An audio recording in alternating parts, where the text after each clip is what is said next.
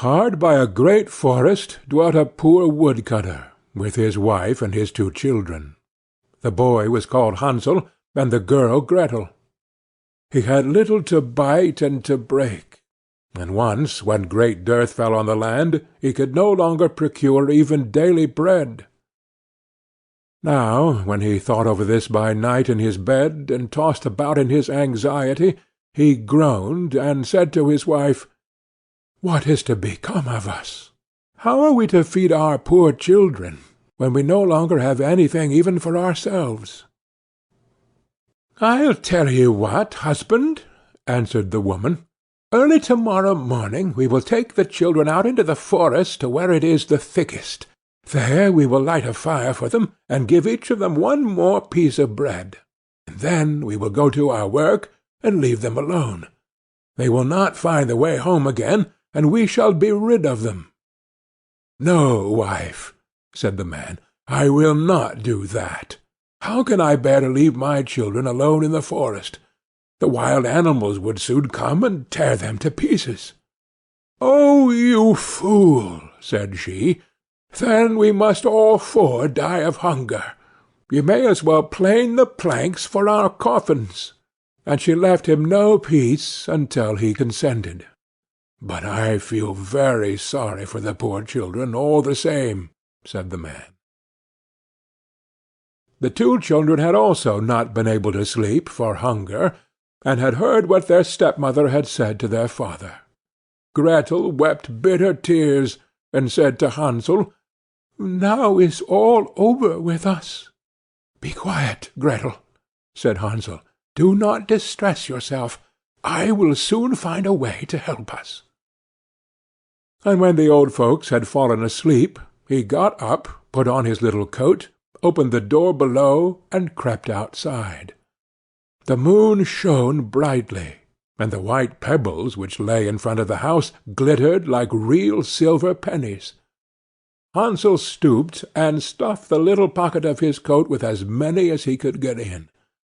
Then he went back and said to Gretel, "Be comforted, dear little sister, and sleep in peace. God will not forsake us." And he lay down again in his bed.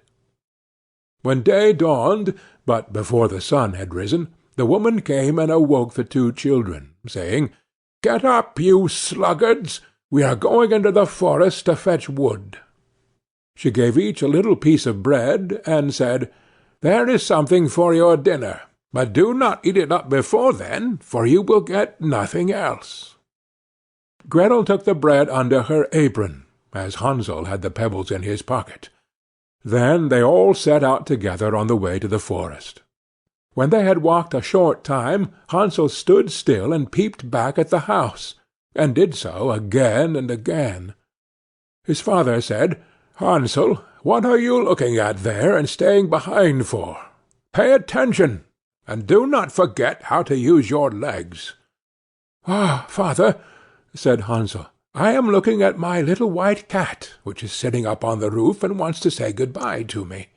The wife said, "Fool, fool! That is not your little cat, that is the morning sun which is shining on the chimneys." Hansel, however, had not been looking back at the cat, but had been constantly throwing one of the white pebble-stones out of his pocket on the road. When they had reached the middle of the forest, the father said, "Now, children, pile up some wood, and I will light a fire that you may not be cold." Hansel and Gretel gathered brushwood together, as high as a little hill. The brushwood was lighted, and when the flames were burning very high, the woman said, "Now, children, lay yourselves down by the fire and rest. We will go into the forest and cut some wood. When we have done, we will come back and fetch you away." Hansel and Gretel sat by the fire, and when noon came, each ate a little piece of bread, and as they heard the strokes of the wood-axe, they believed that their father was near. It was not the axe, however, but a branch which he had fastened to a withered tree, which the wind was blowing backwards and forwards. And as they had been sitting such a long time, their eyes closed with fatigue, and they fell fast asleep. When at last they awoke, it was already dark night. Gretel began to cry, and said, "How are we to get out of the forest now?" But Hansel comforted her, and said, "Just wait a little, until the moon has risen, and then we will soon find the way." And when the full moon had risen, Hansel took his little sister by the hand, and followed the pebbles, which shone like newly coined silver pieces, and showed them the way. They walked the whole night long, and by break of day came once more to their father's house. They knocked at the door, and when the woman opened it, and saw it was Hansel and Gretel, she said, "You naughty children, why have you slept so long in the forest? We thought you were never coming back at all." The father, however, rejoiced, for it had cut him to the heart to leave them behind alone. Not long afterwards there was once more great dearth throughout the land, and the children heard their mother saying at night to their father, "Everything is eaten again. We have one half-loaf left, and that is the end.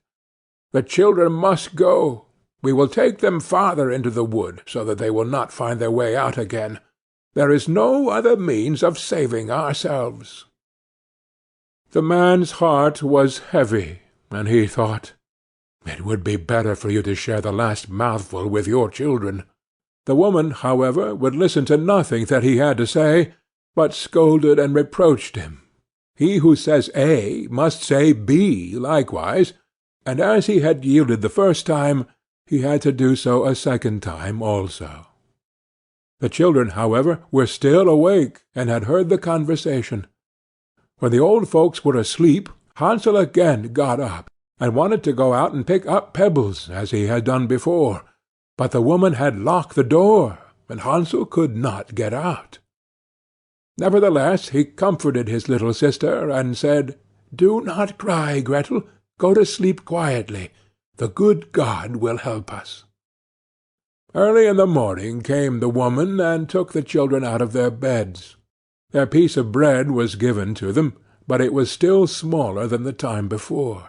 On the way into the forest, Hansel crumbled his in his pocket, and often stood still and threw a morsel on the ground. "Hansel, why do you stop and look round?" said the father. "Go on." "I am looking back at my little pigeon, which is sitting on the roof, and wants to say good-bye to me," answered Hansel. "Fool!" said the woman, "that is not your little pigeon. That is the morning sun that is shining on the chimney." Hansel, however, little by little threw all the crumbs on the path. The woman led the children still deeper into the forest, where they had never in their lives been before. Then a great fire was again made, and the mother said, "Just sit here, you children, and when you are tired you may sleep a little. We are going into the forest to cut wood, and in the evening, when we are done, we will come and fetch you away." When it was noon, Gretel shared her piece of bread with Hansel, who had scattered his by the way. Then they fell asleep, and evening passed, but no one came to the poor children. They did not awake until it was dark night, and Hansel comforted his little sister, and said, "Just wait, Gretel, until the moon rises, and then we shall see the crumbs of bread which I have strewn about. They will show us our way home again." When the moon came they set out, but they found no crumbs, for the many thousands of birds which fly about in the woods and fields had picked them all up. Hansel said to Gretel, "We shall soon find the way." But they did not find it. They walked the whole night, and all the next day too, from morning till evening, but they did not get out of the forest, and were very hungry, for they had nothing to eat but 2 or 3 berries which grew on the ground.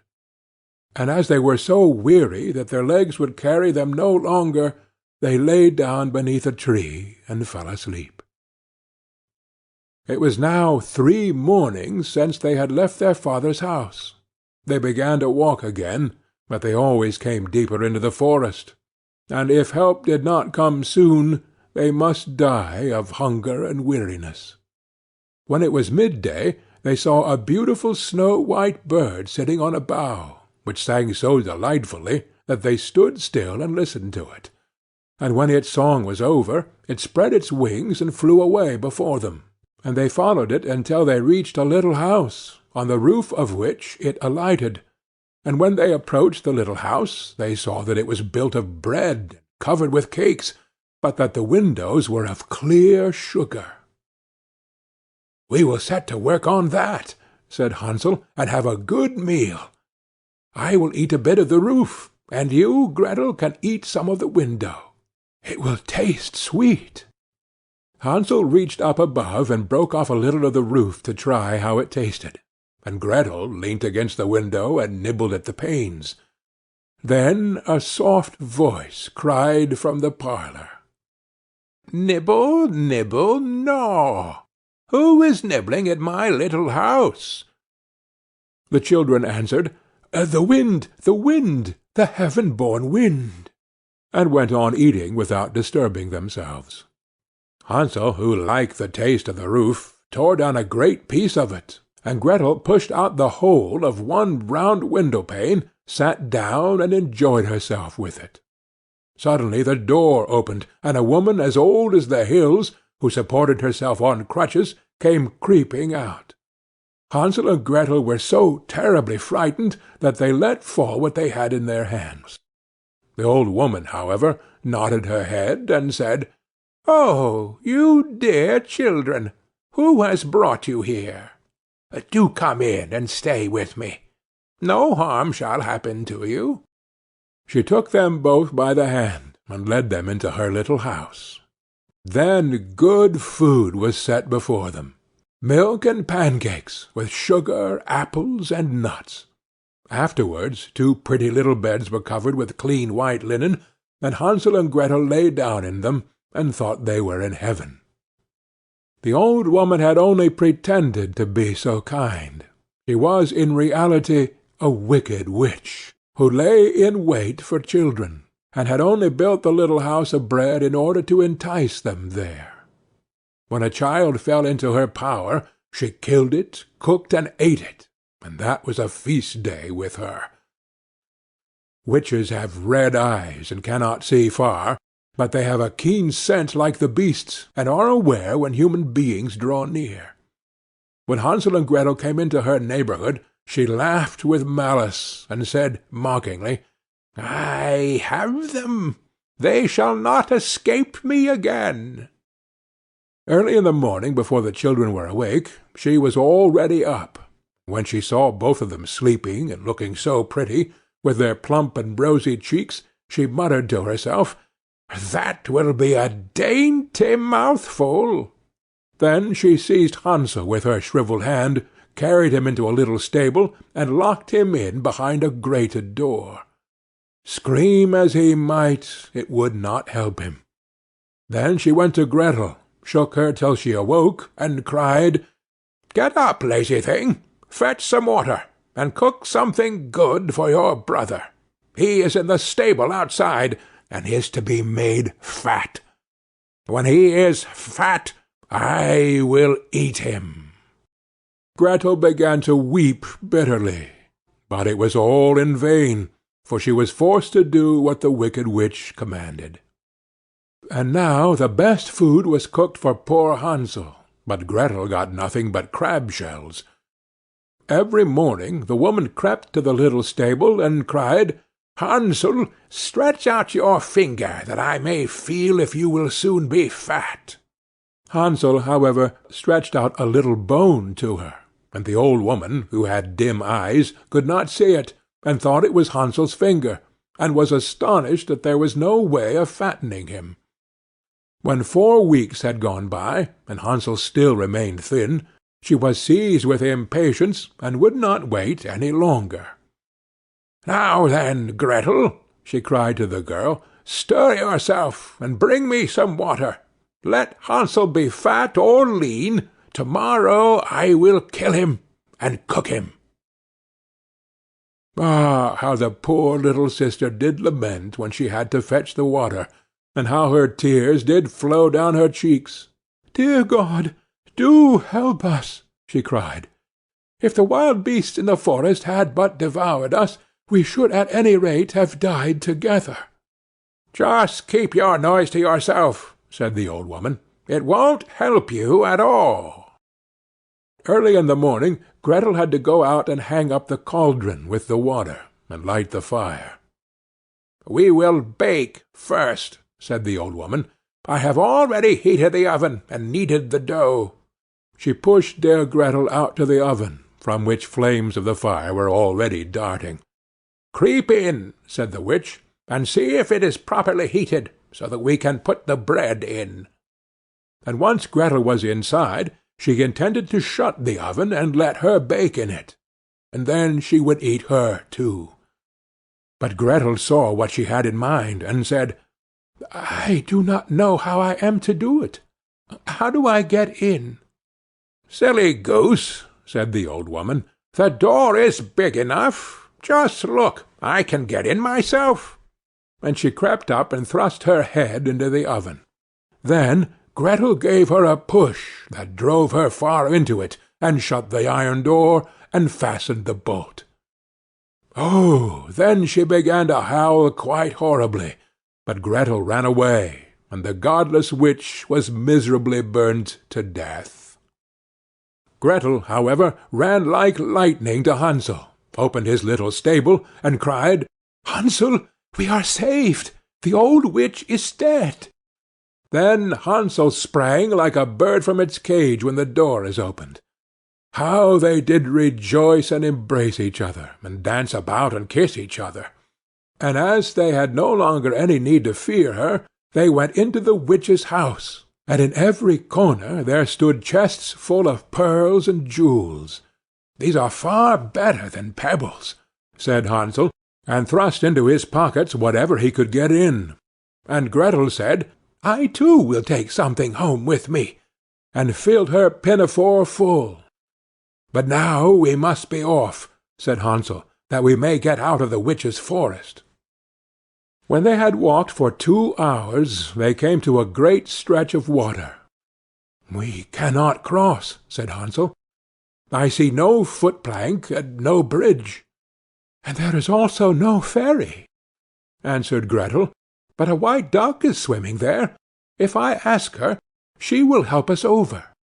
Then she cried, little duck, dost thou see Hansel and Gretel are waiting for thee? There's never a plank or a bridge in sight. Take us across on thy back so white." The duck came to them, and Hansel seated himself on its back, and told his sister to sit by him. "No," replied Gretel, "that will be too heavy for the little duck. She will take us across one after the other."